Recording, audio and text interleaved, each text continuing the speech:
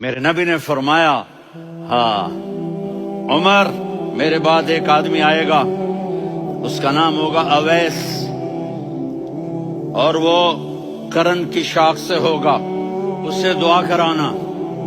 علی آپ بھی، عمر آپ بھی۔ یا رسول اللہ کس لیے؟ کہ اس نے ماں کی ایسی خدمت کی ہے کہ جب ہاتھ اٹھاتا ہے اللہ اس کے ہاتھ خالی نہیں لوٹاتا۔ حضرت عمر رضی اللہ تعالی عنہ نے حج کے موسم پر سارے حاجی کھڑے کر لیے، کہا بھائی یمن والے کھڑے رہو، باقی بیٹھ جاؤ۔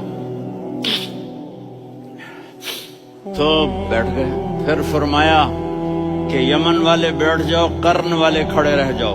تو ایک آدمی کھڑا رہا، کہا تم قرنی ہو؟ کہا جی ہاں۔ اویس کو جانتے ہو؟ جی میرے بھائی کا بیٹا ہے، لیکن تھوڑا پاگل سا ہے، آپ کیوں پوچھ رہے ہیں؟ حضرت عمر نے فرمایا وہ نہیں، تو پاگل ہے۔ کدھر ہے؟ کہا جی اونٹ چرانے گیا ہے ادھر عرفات کی طرف۔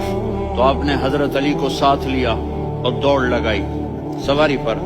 دیکھا تو اویس کرنی ایک کیکر کے نیچے نماز پڑھ رہے تھے اور اونٹ چر رہے تھے۔ تو جب انہوں نے دیکھا کہ دو آدمی آ کے بیٹھ گئے تو انہوں نے نماز شارٹ کٹ کر دی۔ تو حضرت عمر نے پوچھا کون ہو بھائی؟ کہا جی میں مزدور ہوں۔ کہا تیرا نام کیا ہے؟ کہا جی اللہ کا بندہ۔ کہہ رہے بھائی تیری ماں نے تیرا نام کیا رکھا ہے؟ اس نے تو نہ حضرت عمر کو دیکھا تھا نہ علی کو۔ وہ کہنے لگا بھائی تم کون لوگ ہو میرا انٹرویو کرنے والے؟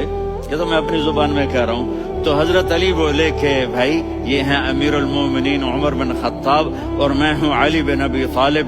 تو وہ ایسے کانپنے لگے، میں معافی چاہتا ہوں، میں پہلی دفعہ آیا ہوں، میں نے آپ کو دیکھا نہیں، فرمائیے آپ۔ حضرت عمر نے کہا ہاتھ اٹھا ہمارے لیے دعا کر۔ تو وہ رونے لگے۔ آپ نبی کے صحابی، میں عاجز مسکین، میں دعا کروں؟ میری اوقات ہے میں دعا کروں؟ کہاں ہمیں ہمارے نبی نے فرمایا تھا اویس آئے تو دعا کروانی ہے۔ عمر اور علی جیسی ہستیوں کو دعا کے لیے کہا جا رہا ہے۔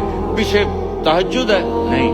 جہاد ہے؟ نہیں۔ علم ہے؟ نہیں۔ نماز ہے؟ نہیں۔ روزہ ہے؟ نہیں۔ زکوٰۃ ہے؟ نہیں۔ خیرات ہے؟ نہیں۔ کیا ہے؟ ماں کی خدمت، ماں کی خدمت، ماں کی خدمت۔